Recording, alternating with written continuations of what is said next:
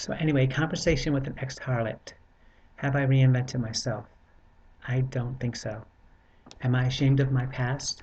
I'm not proud of it, but it was a process of growing and developing. I had no concept of who I was and what that meant. My self-perception was deeply flawed, starting with a dysfunctional childhood.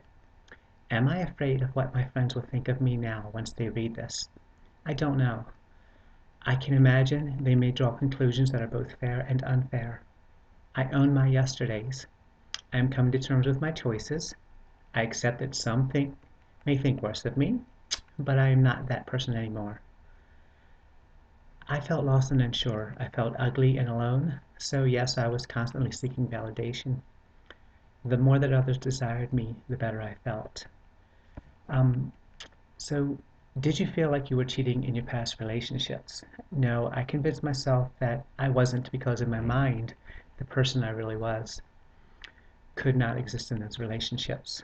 It was almost as if it was an out-of-body experience, and I was free to be the real me, although I had no understanding of what that meant. But yes, deep inside I knew that what I was doing was wrong. These past desires were a way to express emotions I did not understand. They were used to define the woman I did not know how to be. I had no understanding of what I was exactly or what that meant.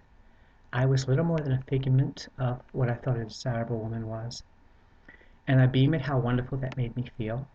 I had no other feelings to compare it to. Nothing beyond sex could be rewarding because I had experienced nothing beyond sex at that point in my life. My only experience was my sexual objectification of myself. Outside of the internet, I had no real friends. I never went on social outings. I had no plans to live every day as a woman. I never knew how much of a role I was playing. I think if someone would have told me back then that I was role playing, I would have been deeply offended. But I'm a woman, always have been. How dare you? Now I think I get it. I was role playing in a sense. I certainly was not living. Life for me started when life began to have real meaning. When I got to know other girls like me, and got to talk about real things, gatherings, shopping, lunch, therapy, health, emotions, dreams, and fears, life began when I proudly accepted who I was.